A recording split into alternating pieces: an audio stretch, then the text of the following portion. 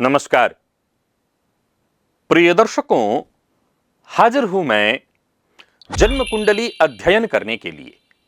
एक जन्म कुंडली लेकर आप सबके सम्मुख उपस्थित हुआ हूं। यह जन्म कुंडली एक युवती की है। वर्तमान में इनकी जो परेशानी है वो एक ही है, विवाह न हो पाना। मेरे ज्योतिष के प्रेमी जो दर्शक हैं वो इस जन्म कुंडली को देखते ही बहुत कुछ समझ गए होंगे।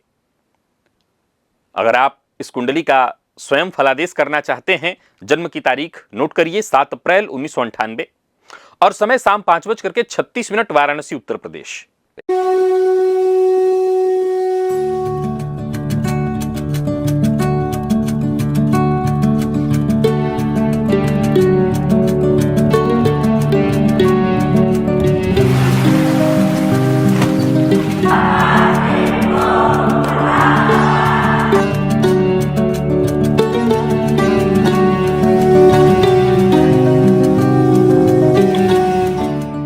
ये जातिका चैत्र माह के शुक्ल पक्ष एकादशी को जन्मी है और मघा नक्षत्र के द्वितीय चरण में, क्षत्रिय वर्ण और राक्षस गण और सिंह राशि, ये अग्नि तत्व की राशि है। और जो इनकी कुंडली आप देख रहे हैं ये कन्या लग्न की कुंडली है।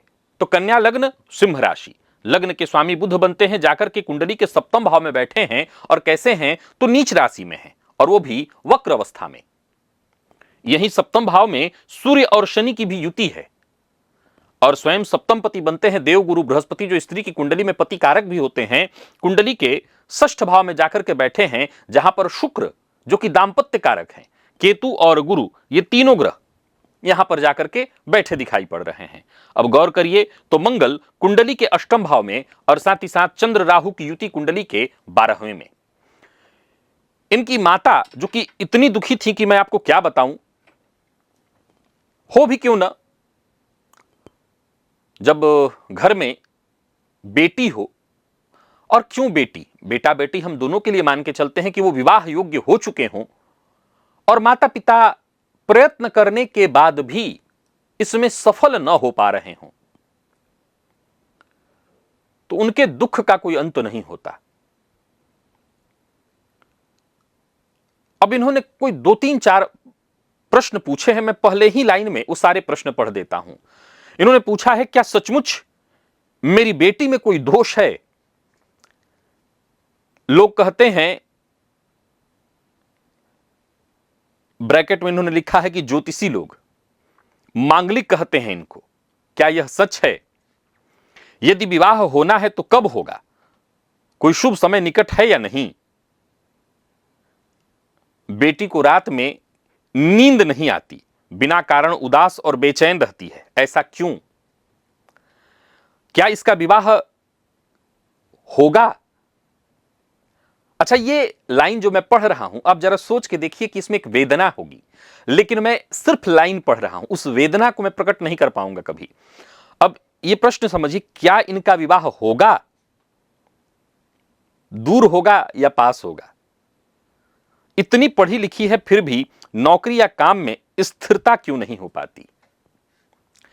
प्रिय दर्शकों, इनकी कुंडली को अगर आप देखें तो कन्या लग्न की कुंडली है। ज्योतिष शास्त्र में कन्या लग्न को मैनेजमेंट वाला लग्न कहा गया है। ऐसे लोग हर चीज को मैनेज करना जानते हैं, लेकिन जरा समझने का प्रयत्न करिए।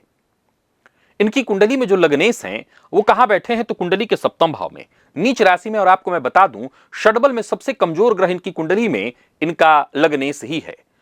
सूर्य के पास बैठा हुआ है और अस्त है, 23 अंश पर सूर्य और 22 अंश पर बुध। तो यहां पर अगर आप गौर करें तो मंगल भी इस कुंडली में, जो कि कुंडली के अष्टम भाव में बैठे हुए हैं, अस्त हैं। इन्होंने पहला प्रश्न पूछा था कि लोग कहते हैं, फिर उन्होंने ब्रैकेट में लिखा था ज्योतिषी लोग, कि मांगलिक कहते हैं। हम मांगलिक तो हैं, लग्ने व्यय पाताले जामित्रे कुजाष्टमे, अष्टम में मंगल है तो ये मांगलिक तो हैं। लेकिन यहां मैं बताना चाहता हूं कि अष्टम के मंगल को स्त्री की कुंडली में, कन्या की कुंडली में वैधव्य योग माना गया है। तो पंडित जी को गलत कहना बिल्कुल गलत हो जाएगा। हां, उन्होंने पूरी बात ठीक से नहीं कही। इस लड़की की कुंडली में मंगल वर्गोत्तमी है अब ज्योतिष का एक सिद्धांत है, यो यो भाव स्वामी दृष्टो युतोवा तस्य भावस्य वृद्धि ही। हालांकि कन्या लग्न की कुंडली में मंगल मारक ग्रह होता है। अब यहां देखा जाए तो लग्नेश स्वयं बहुत पीड़ित और कमजोर है, फलतः मंगल स्वराशिस्थ होकर के भी विपरीत योग का संपूर्ण प्रभाव नहीं दे पाएगा। अब इन्होंने लिखा, इनको नींद नहीं आती है। मानव जीवन एक चेन है, एक ऐसा चेन कि इसमें से अगर कोई एक कड़ी मिस कर दी जाए, एक कड़ी निकाल दी जाए तो पूरी चेन बिखर जाती है। जाहिर सी बात 1998 की है और वाराणसी उत्तर प्रदेश की बात चल रही है। मुंबई दिल्ली इंग्लैंड में होती तो कोई बात अलग होती। यहां पर इनकी उम्र की लड़कियों की शादी भी हो चुकी होगी और बच्चे भी हो सकता है हो गए हों। अब उसमें क्या होता है कि कई बार हम चूंकि समाज के लिए जीते हैं तो किसी रिश्तेदार, हो सकता है मौसी की बेटी बराबर की हो, बुआ की बेटी बराबर की हो, उनकी शादी भी हो गई होगी, बच्चे भी हो गए होंगे। अब ऐसी स्थिति में लोग भले कोई मदद करे चाहे ना करें, लोग ये वाली लाइन पूछते हैं कि आखिर विवाह कर क्यों नहीं रहे हो, क्यों बिठा के रखे हो। अरे भाई, सामने वाले के हाथ में लड़का पैदा करके विवाह कर दे, कहां करेगा, प्रयास ही तो कर सकता है। लोग यही लाइन पूछते हैं कि आखिर पता नहीं आपको क्या चाहिए, कैसा आप लोग ढूंढने में लगे हुए हैं कि आपको अभी तक कोई मिल ही नहीं रहा है। क्या करे, लड़की है कहीं ऐसे फेंक दे, सही वर तो ढूंढेंगे ही। और मैं बात लड़के की भी करूंगा कि लड़की सही मिले, सही कन्या मिले तभी तो विवाह करें। और यही लोग प्रायः, पहले क्या होता था कि लोग ये सवाल अगर पूछते थे तो मदद करते थे। पहले के लोग विवाह ढूंढना लोगों को आनंद का एक विषय होता था। हालांकि मैं पहले और अब में यही मानता हूं कि ठीक है वो समय दूसरा था, लेकिन हाँ, पहले के लोगों को आनंद मिलता था कि फलाने के यहाँ फलाने की बेटा फलाने की बेटी की शादी मैंने कराई है। भले वो बाद में गाली सुनते थे लेकिन कराते थे, उनको आनंद आता था। कई बार तो मैं अपने खुद के यहाँ के बुजुर्गों को जानता था कि मैंने इतनी लड़कियों की शादी कराई है, इतने लड़कों की शादी मैंने कराई है। हालांकि लड़कियों को कह के ज्यादा खुश होते थे लोग, लड़कों में बात तो नहीं बनती थी, लड़कियों की, इतनी लड़कियों की मैंने शादी कराई है। अब आज समय में लोग ये नहीं कराएंगे, लेकिन ये पूछते हैं कि कर क्यों नहीं रहे हो। और रिश्तेदार पूछते हैं, रिश्तेदार मतलब अपने ही जो ये बुआ मौसी इत्यादि। जाहिर सी बात है, ऐसी स्थिति में माता पिता और ऊपर से अगर बुजुर्ग हो रहे हो तो उनके ऊपर ये वज्रपात होने लगता है। तो ऐसी स्थिति में लड़की को भी तो समझ है ही। अब इनकी कुंडली को देखा जाए तो इनकी विवाह की जो दिशा इनकी कुंडली बता रही है, उत्तर पूर्व बता रही है। नींद न आने के पीछे इनकी कुंडली का 12वां भाव आपके सामने है। चंद्रमा अगर कुंडली के 12वें भाव में ऊपर से राहु के साथ बैठा हो तो, हालांकि देखा जाए तो चंद्रमा 16 अंश पर है, और माफ करिएगा राहु, और चंद्रमा 5 अंश पर, परंतु ये युति मान्य है, चंद्र ग्रहण योग, क्योंकि 12 अंश से कम की दूरी है और फिर चंद्रमा की गति बहुत तीव्र है, तो ऐसी स्थिति में ये युति चंद्र ग्रहण योग बना देगी। और फलतः ये कारण है कि इनको अनिद्रा की शिकायत होने वाली है, या हो रही है और आगे भी होगी। हालांकि गुरु की दृष्टि पड़ रही है इस भाव पर, लेकिन फिर भी ये अनिद्रा का कारण बनने वाला। एक और भी बहुत बड़ा परिस्थिति इनकी कुंडली को जरा देखिए। अब अगर ऐसे केस में आप माता पिता को ये कहते हैं कि इनका विवाह जो आपको होने में भी दिक्कत दिखा रहा है, आगे चल करके चलने में भी दिक्कत है, वैवाहिक सुख थोड़ा क्षीण है। अच्छा, मांगलिक वाली जो बात है, मैं उस पॉइंट को कहते कहते रुक गया था। तो ये जातिका मांगलिक है, इसमें कहीं कोई दो मत नहीं है, लेकिन इसका मंगल फिर भी, चूंकि जन्म कुंडली और नौमांस दोनों में मेष में है, वर्ग उत्तमी है, तो सवाल उठता है कि क्या तब मांगलिक नहीं मानेंगे? नहीं मानेंगे। लेकिन प्रिय दर्शकों, एक मांगलिक योग और मांगलिक दोष, ये दो अलग अलग बातें हैं। निसंदेह अष्टम की मंगल को कन्या की कुंडली में, स्त्री की कुंडली में वैधव्य योग कहा गया है, लेकिन ये मंगल यहां स्वराशिस्थ है। अगर यही मंगल किसी, हालांकि कन्या लग्न की कुंडली के लिए मंगल मारक ग्रह है, तो अगर पीड़ित होता तो ज्यादा खतरनाक स्थिति होती, लेकिन स्वराशिस्थ और वर्गोत्तमी है। ऐसी स्थिति में ये बहुत चिंता की बात नहीं। और ऊपर से अस्त हो जाने के चलते गुरु और मंगल अगर अस्त हो जाएं तो उनका प्रभाव क्षीण होता है। हालांकि मैं एक बात और बता दूं, इस लड़की की कुंडली में मंगल जो है षडबल में सबसे पावरफुल ग्रह है, क्योंकि वर्गोत्तमी हो रहा है। परंतु मैं जानता हूं कि यह मंगल ऐसे दुष्प्रभाव नहीं करेगा। हां, अगर आप कुंडली मिला करके विवाह करें तो और अच्छा। इन केस अगर कोई ऐसा लड़का मिलता है, अब सामने वाला भी तो कुंडली मिलाएगा, मैं क्या कहूं, फिर भी अगर सामने वाले ऐसे लोग मिलते हैं जो इस बात को लेकर के जिद नहीं करते, और किसी लड़के से कुंडली अच्छी मिलती है, ग्रह मैत्री अच्छी मिलती है, नाड़ी दोष नहीं है, और साथ ही साथ ग्रह मैत्री अच्छी हो, गण दोष न हो, तो फिर ऐसी स्थिति में, हालांकि लड़की राक्षस गण की है तो इसका विवाह तो मनुष्य और राक्षस देव तीनों से मैं कहूंगा हो जाए, क्योंकि लड़की है तो लड़की होने के चलते, हालांकि मंगल अष्टम में है तो अगर मनुष्य से विवाह करना होगा तो वो लड़का मांगलिक होना चाहिए, और अगर मांगलिक नहीं है, इनकेस मांगलिक नहीं है तो फिर वो राक्षस ही हो। देव से भी कर सकते हैं, बस वही अनबन होता रहेगा, खटपट होता रहता है। तो खैर अभी तो बात वो है कि हो सके तो हो ही नहीं रहा, माता पिता बहुत परेशान है, और न होने के पीछे का कारण आप लोग समझ गए होंगे। जन्म कुंडली के सप्तम भाव में शनिदेव बैठे हैं, विवाह कराने वाला जो ग्रह है वो है कुंभ में, कर्कवत। जो तो शास्त्र कहता है कुंभ में देव गुरु बृहस्पति कर्कवत हैं, यानी उच्च के समान फल देने वाले हैं। लेकिन कैसे हैं, तो वो स्वयं जाकर के कुंडली के षष्ठ भाव में बैठे हैं, और द्वादशपति जाकर के कुंडली के सप्तम भाव में बैठे हैं। प्रिय दर्शकों, आप मेरे दर्शक हैं तो कुछ और भी बातें आपने मेरे मुंह से कई बार सुनी होगी। सूर्य और शनि और बुध कुंडली के सप्तम में अगर देखा जाए तो इनके बीच 6 अंश की दूरी है। 28 अंश पर शनि है और 22 अंश पर बुध नीच का होकर के। मैंने कई बार इस बात का जिक्र किया है कि पुरुष की कुंडली में ये योग हो तो नपुंसक योग बनता है, और स्त्री की कुंडली में हो तो उसे पुरुष सुख से वंचित कर देता है। अब एक ज्योतिषी होने के नाते मेरे सामने भी ये अपने आप में एक बहुत बड़ी चुनौती बन जाती है कि सामने वाला इतना दुखी हो, परेशान हो, और वो भी लड़की को लेकर के, और तब मैं ऐसा कोई विश्लेषण करूं, बड़ा अजीबोगरीब स्थिति मेरे सामने भी उत्पन्न हो जाती कि क्या कहूं। अब नवमांश देखिए तो नवमांश वृषभ लग्न का है, लग्न में ही चंद्रमा उच्च के होकर के बैठे हैं शनि की दृष्टि से दृष्ट, और वहां भी मैं देख रहा हूं कि शुक्र जो कि दाम्पत्य कारक है कुंडली के अष्टम में शनि की राहु की दृष्टि से दृष्ट होकर के बैठा है। वहां भी सप्तम भाव के स्वामी मंगल बनते हैं। वृषभ लग्न की कुंडली तो सप्तम पति मंगल बने, वो मंगल स्वराशिस्त तो है लेकिन 12वें भाव में, जाहिर सी बात है वृषभ लग्न की कुंडली है तो 12वें भाव में जाकर के बैठे हुए हैं। अब इनकी माता को क्या कहा जाए। अब गौर करिए, ज्योतिष का सिद्धांत है कि सप्तम में बुध, और वो भी इतना पीड़ित होकर के बैठा हुआ है। यहां पर गौर करिए कि सूर्य भी विच्छेदात्मक है, शनि भी विच्छेदात्मक है, तो ये जो बुध है ऑलरेडी नीच का तो है ही, अब प्रबल पापक ग्रह बन जाएगा। क्यों? क्योंकि वो जिस तरह की युति में होता है उसी के समान स्वरूप बना लेता है, तो ये बुध भी पापक ग्रह बन गया। अब इन तीनों ग्रहों का जो संबंध है वो दाम्पत्य को पूरी तरह से पीड़ित करना, यहां तक कि प्रथम ही वर्षे स्त्री त्यागमाहु, शास्त्र कहता है कि ज्यादा से ज्यादा 1 वर्ष में विवाह को समाप्त कर देता है। तो न होने के पीछे शनिदेव कारण बन रहे हैं, सप्तम के बैठे सूर्य उस भाव को जला रहे हैं, और तीसरा इनकी कुंडली में देव गुरु बृहस्पति पीड़ित हो रहे हैं, तो विवाह की स्थिति ही नहीं बन पा रही कहीं से। एक नंबर 2, एक पॉइंट और भी है। अब चूंकि ज्ञान की बात है, मैं यहां पर आप सबके सम्मुख इस विश्लेषण को कर रहा हूं, तो वो बात छुपाया नहीं जा सकता, बताना जरूरी है। इस लड़की का दाम्पत्य वैसे भी बहुत सुखद नहीं रह पाएगा। क्यों? क्योंकि षडबल में इसकी कुंडली में सबसे बलवान ग्रह मंगल है। षडबल में सबसे बलवान ग्रह मंगल है। अगर स्त्री की कुंडली में मंगल बेहद पावरफुल हो जाए, बाकी के ग्रहों से ज्यादा बलवान हो जाए, तो वो जो स्त्रियोचित गुण धर्म है उसको खराब कर देता है। और स्त्रियोचित गुण धर्म है क्या? तो स्त्रियों में सबसे पहले जो पुरुषों से उसको अलग करता है वो क्या है? मासिक चक्र, पीरियड, उसको खराब कर देता है। आप किसी भी कुंडली को देखिए, जिस लड़की की कुंडली में मंगल सबसे पावरफुल हो, आप आंख बंद करके कहिए इस लड़की का पीरियड जो है वो सही नहीं चल रहा होगा, मासिक चक्र इसका खराब होगा। क्यों?